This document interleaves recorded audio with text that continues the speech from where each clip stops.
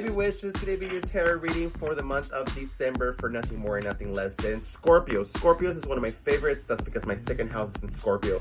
So let's see what December of 2021 has in storage for you, Scorpio. So we have the Queen of Cups. Okay.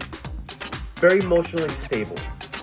Usually Scorpios are always digging in deep, right? They're all about the rebirth. They're all about the change, the transformation, facing the fears. They are known to be able to survive and to navigate through high intense emotions, which can be an up and a down, right? It could be all over the place. Now, it seems like we're finally as Scorpios, I'm not a Scorpio, but I'm saying like as the collective that I'm speaking for right now and channeling for, we're finally gonna get into some common ground. We're gonna be above the water, above the emotions.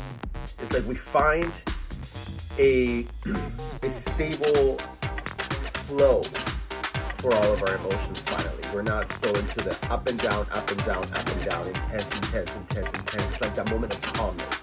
Now, is it the moment of calmness before the storm? Well, let's see, because I can see at the end of this that you're like ready to go into the next challenge, right? But what's here in between? So we have the Gemini card, the Two of Swords. Are we in this flow because we are taking a deliberately procrastination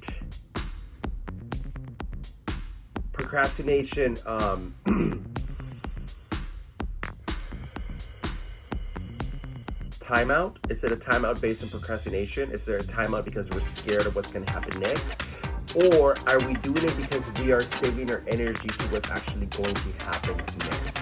Do we know? Like, because remember, Scorpios are all about digging in deep, right? So for Scorpios to be in that kind of light flow of emotion, it's something they can choose to do, but it kind of goes against the nature of Scorpio to be there, right? Like we want intense stuff, we want change, we want rebirth, we want high drive, you know? Kind of like Aries, but more instead of the material realm, Scorpios are in the emotional realm, which is like passion and you know, all this kind of stuff. So it's, why are we taking this time out? Why are we in this flow? You know, a lot of it has to do with getting in touch with ourselves, getting retouch with our intuition, getting to know parts of ourselves that are unknown to us might be a little scary. Because also the thing about Scorpio is that because it's in your nature, depending where your Scorpio is at to in astrology, right? So because it's in your nature to want to go and face your fears and all this stuff, that doesn't mean that you're good at it, right? Like it all depends how we were raised. It all depends like how do we go and deal about this thing. So there is this like tuning of our sense of direction, our internal compass that guides us places. There's the tuning into that so that we can be ready for the next step. This card lets me know that whatever we did on the first card, now it explains a little more of it behind the December story, right? Like why are we in such a like calmness? Well, because we're still recuperating. It's it's like we Scorpioed out too much last month, digging into all of this deep shit and saying, fuck it, let's go, let's do it, you know? And now we're just like, okay, I need a breather. I need a breather. I'm gonna find this common ground, this little oasis, emotional oasis, and just stay here for a little bit. Because I faced a lot of fears last month. I went through a lot of change last month, and I just need to chill out for a second, right? So this is the card that is letting us know that at some point in December, right around the middle, like right around the 15 or the 16,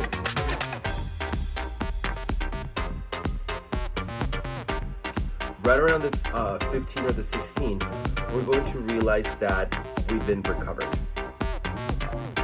It's almost like, okay, you gotta leave the hospital, but yet you can't go at it too hard either. It's time to move on, but it's not time to go into the next thing yet. It's time to move on. It's time to accept yourself as healed. You cannot stay in that doom of horrors and that like, oh, you know, I'm just gonna take a chill for a second. No. get out of that mental state of mind, but don't necessarily go. But don't necessarily go right into the next thing yet. Let me tell you why. So the Hangman is a major arcana, right? So we have the High Priestess, which is it's that you need to go, you need to stay chill and balance your emotions. You know what it's like to be an emotional flow. Be like, okay, this is good. It doesn't have to always be so intense and so into depths and so into like, you know, I can just take a chill, you know. But I also have to be aware of why am I taking a chill? Okay, how long am I gonna take a chill for? Where is gonna be the next step to do what I do and redefine myself and grow even more, right? Because this is what we do. This is a collective of growth. Why am I always talking about growth? Why am I always talking about the next thing? Because that is what we do in this collective. We grow, grow. Okay? So, so I'm in this holdback and this emotional timeout so that I can retouch with my intuition. Because I've been through some shit last month, you know, or last week, depending when you're watching this. And I need to get in retune with an unknown part of myself, something I didn't know about me, that is now a part of me, my new reinvented self, that I can now listen to. It's like now I have more voices in my side, more demons in my side, more angels on my side, more subconscious, more emotional intelligence, whatever it is that you want to call it. You ever heard that voice, that song by Pink? All the voices in your head, make him like you instead. That hits me, which is like all these voices in my head, like just make him like you. If you can't make the voices go in, make him fucking like you. So this is something new, something that comes up, that is a part of ourselves now that we get in touch with, right?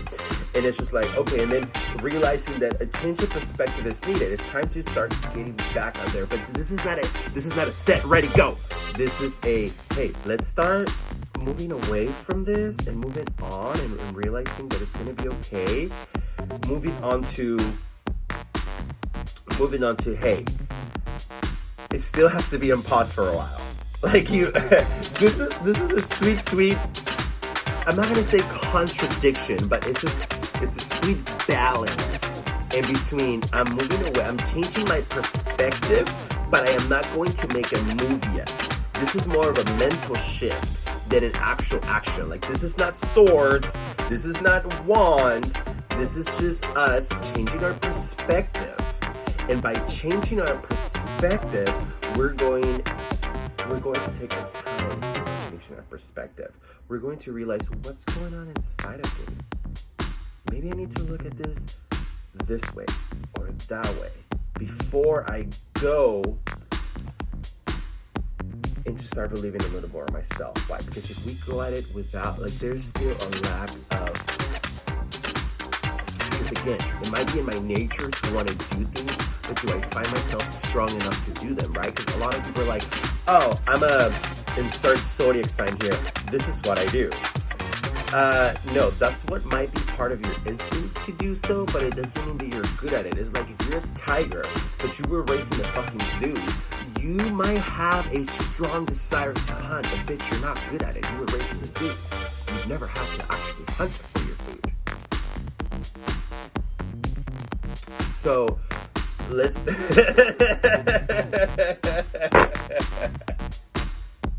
let's keep it cute, okay? Let's keep it cute. Let's keep it cute. Let's start realizing that we do have the strength, that we do have what it takes.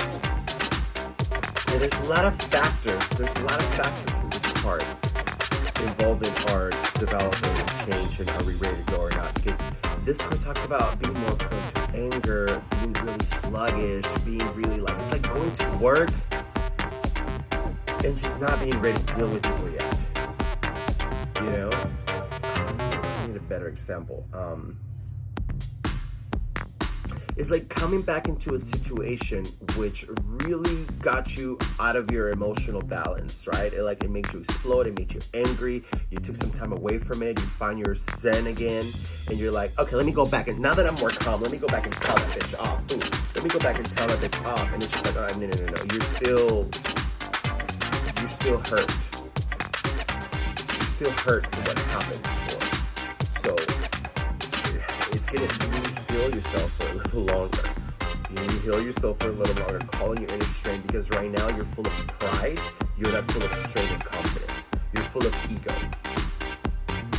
Because you are getting back into that emotional flow, you're realizing what happened, you know, you went from like being the victim or the fighter to like, fuck you, how dare you do this to me? So there's that change of perspective before how do we know it's the right time? We know it's the right time when there's a celebration. We find a common ground to celebrate.